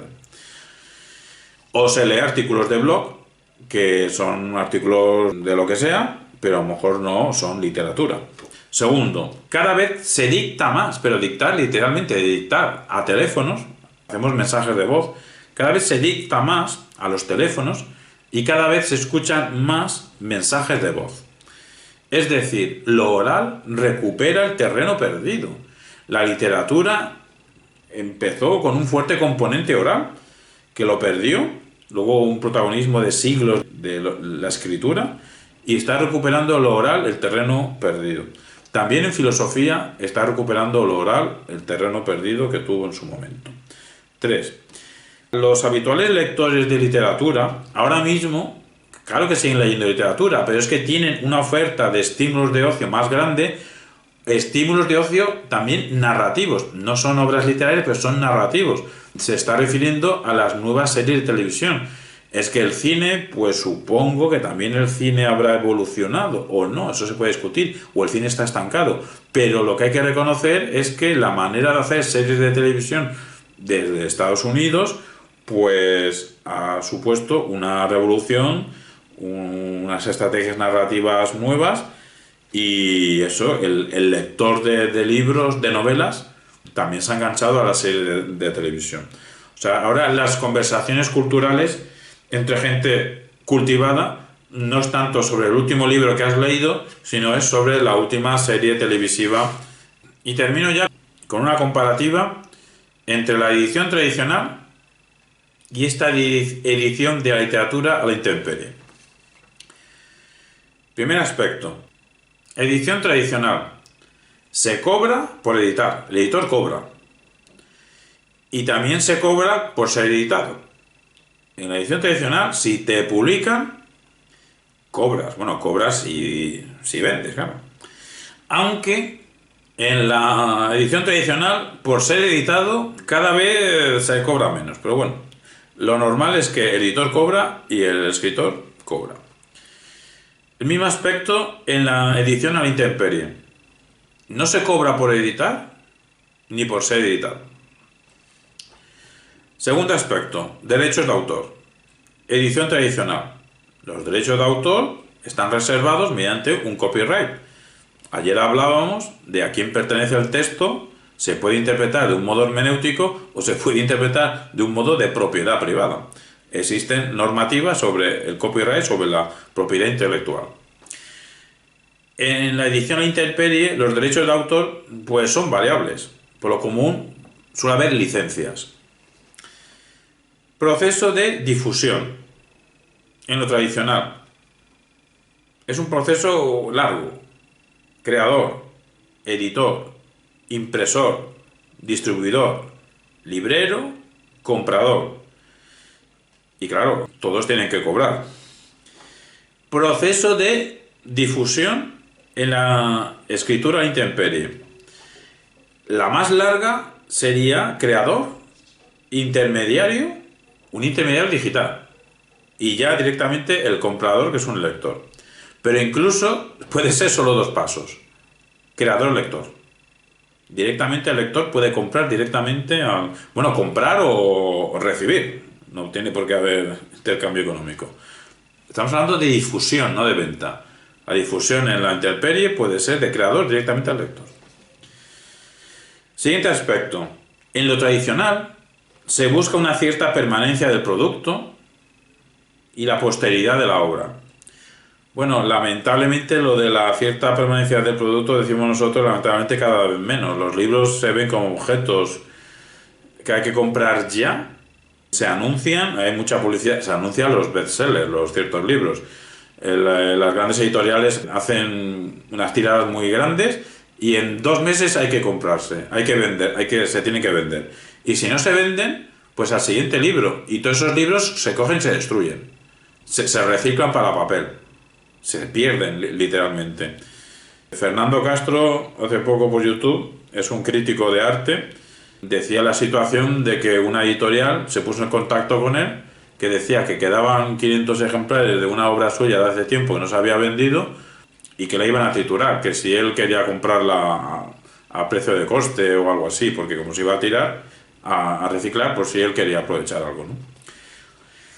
Repito que supuestamente en lo tradicional se busca cierta permanencia del producto y al menos la posteridad. Si una obra es buena, intentar pasar a la historia de la literatura. En la edición a la intemperie se es indiferente ante la permanencia del producto. Si permanece o no permanece, un tuit dura en Twitter mientras 24 horas dura un tuit. Cuando subes cosas a internet, pues no te preocupas si eso permanece. Tú tienes un blog, tienes lo que sea, a lo mejor dejas el blog, se supone que eso está ahí colgado. Luego te das cuenta que a veces las cosas de internet desaparecen, ¿no? No son eternas. Pero bueno, se supone que está ahí colgado. Y al escritor a la intemperie no le preocupa esto de pasar a la posteridad creativa. Lo que le preocupa es difundir, tener un impacto rápido ya, y compartir, y no quiere pasar la historia con un tuit o un post. Antepenúltima cuestión. En el tradicional se busca la perfección en todos los pasos del proceso y se procura eliminar el error. El que publica un libro y ve una rata, eso te duele, pero te duele como si te hiciesen un corte, ¿no? O sea, una rata duele. En la escritura a la intemperie, el error, y quizá esto sea una actitud más sana, el error es asumido como parte de la experiencia creativa y como experiencia de la circulación. Luego te das cuenta que pusiste una palabra en vez de otra. Pues mira, pues mira qué bien, es más divertido, o sea, la lectura. Si yo quería decir una cosa y puse otra y lo leen, pues mira, ¿qué más da? Así, más divertido. Edición tradicional, la autoría es, o sea, el hecho de que haya un autor, con su importancia, eso es algo central, eso es algo incuestionable. En la edición intemperie, la autoría, eso es secundario. Puede haber autoría, se puede mantener, se puede poner tal cosa la ha hecho fulano de tal, se puede mantener. O se puede diluir en seudónimos. En las redes sociales la gente puede tener seudónimos. O se puede mantener el anonimato. O se puede hacer un escrito entre 20. Y ya lo último, en la edición tradicional, el lector apenas interviene en el proceso creativo, como sea tu compañero o compañera de vida, que puede formar parte puede presenciar el proceso creativo y a lo mejor te lee parte de lo que está escribiendo o mientras lo escribes o cuando acabe, pero bueno, eso es algo anecdótico o puntual. Pero en el proceso creativo el escritor está solo consigo mismo y con su obra en producción. En la escritura de intemperie los lectores pueden ser espectadores, pueden ver como por Facebook se va haciendo poco a poco una novela, pueden ser, aparte de espectadores, pueden ser hasta coautores con el propio autor. Dicho lo cual, cerramos estas cuestiones de pensadores actuales vivos. Mario Bunge no está vivo, pero tampoco hace tanto que nos dejó, y damos por finalizada esta última sesión y damos por finalizado el módulo de hermenéutica.